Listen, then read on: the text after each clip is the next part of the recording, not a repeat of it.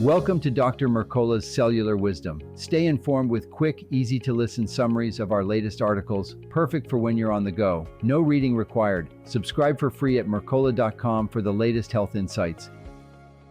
Are you losing more than an inch of height, feeling your shoulders creep forward, and wondering if that silent shift is a warning sign that your spine is in trouble? Welcome to Dr. Mercola's Cellular Wisdom. Today we'll unravel why backs curve as we age and what you can do, starting today, to keep yours strong, tall, and pain-free. Kyphosis is the technical term for that rounded upper back. When the curve pushes past 50 degrees, what clinicians label hyperkyphosis, the stakes jump. Fall risk doubles, lung capacity shrinks, and studies show a link to early mortality. Height loss of even 3.5 centimeters often means silent compression fractures are already wedging your vertebrae forward, even if you feel no pain. Many listeners assume slouching alone explains every hump, yet the research shows two distinct pathways. Can you walk us through the difference between posture-driven curvature and the structural kind caused by fragile bones? Absolutely. Postural kyphosis begins with behavior: hours bent over screens, tight chest muscles, weak spinal extensors. Stand up straight and the curve melts away. Structural kyphosis is another story. Osteoporosis or degenerative discs allow vertebrae to collapse into a permanent wedge. No matter how hard you pull your shoulders back, the curvature refuses to budge. That makes early detection vital. Beyond checking a mirror, what concrete signs should prompt someone to take action before the curve locks in place? Watch for forward head posture, shoulders rolling inward, trouble twisting, and stiffness along the thoracic spine. The simplest home test is wall alignment. Heels, pelvis, and shoulder blades should all touch. If your head can't reach the wall without tipping upward, kyphosis is likely progressing. A curved spine isn't just cosmetic. What internal stresses build when the thoracic curve deepens? Hyperkyphosis changes biomechanics head to toe. Your center of gravity shifts forward, so balance reflexes work overtime and falls become more likely. Lung tissue is compressed, reducing oxygen uptake.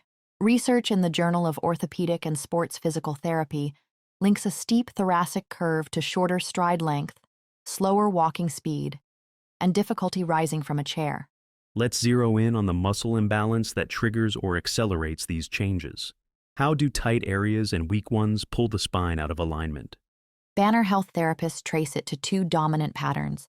Pectoral and neck flexors shorten, while mid-back extensors and deep neck stabilizers switch off. Technology use reinforces the cycle. Each hour your head is angled down at a phone loads the cervical spine with forces equivalent to a bowling ball.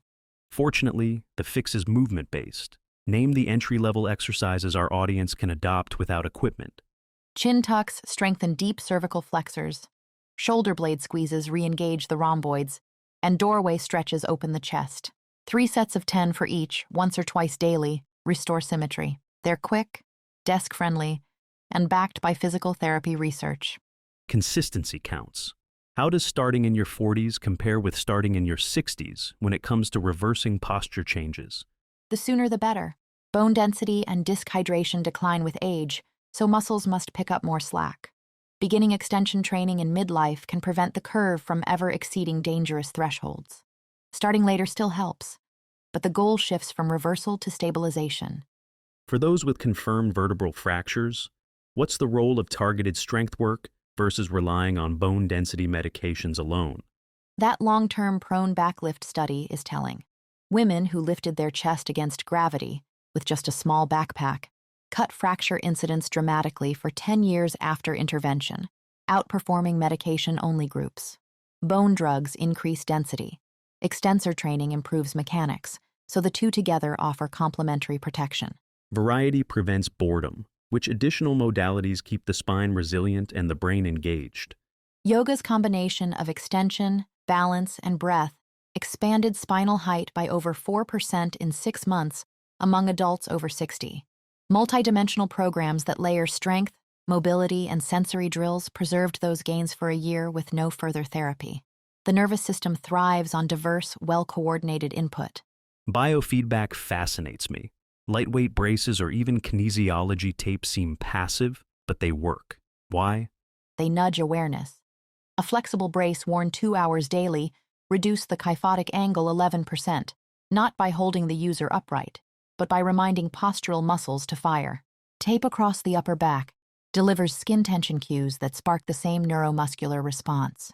We've highlighted helpful moves. Let's address harmful ones. Which common exercises should anyone with low bone density strike from their routine? Forward flexion activities, traditional sit-ups, crunches, toe touches, jack up compressive forces on weakened vertebrae. In a 6-month trial, 68% of participants who performed only flexion work sustained new fractures, compared with 16% in an extension-focused group. Swap them for bird dogs, foam roller thoracic extensions, and weighted chest lifts. Earlier you mentioned sleep alignment. How does night posture influence day posture? Using an overly thick pillow pushes the head forward for 6 to 8 hours, reinforcing the same curve you're battling while awake. A cervical pillow that supports the natural neck arc keeps your spine in neutral overnight, making daytime correction easier. Diet often intersects with bone health. Which foods support the scaffolding that keeps the spine upright, and which undermine it? Leafy greens, pasture-raised dairy, and eggs supply calcium, magnesium, and vitamin K2, all critical for bone remodeling. Processed foods high in sugar or excess caffeine leach minerals and tip the balance toward bone loss. Nourishing choices amplify the benefits of mechanical training. Many people think scoliosis and kyphosis are just different names for the same thing. Can you clarify how they differ and why that matters for treatment? Absolutely. Scoliosis is a sideways C or S-shaped curve when you're viewed from behind, while kyphosis is a forward hunch when you're viewed from the side. The exercises, bracing techniques, and surgical thresholds differ completely. Knowing which curve you have ensures you follow the right protocol and don't waste time on the wrong strategy. Let's craft a comprehensive weekly blueprint listeners can print and stick on the fridge. Monday through Friday, perform 3 sets of 10 weighted prone chest lifts. Pair them with chin tucks, shoulder blade squeezes, and doorway stretches during work breaks. Practice foundation training for 10 minutes daily to integrate posterior chain strength and slot in 2 yoga or balance sessions on the weekend.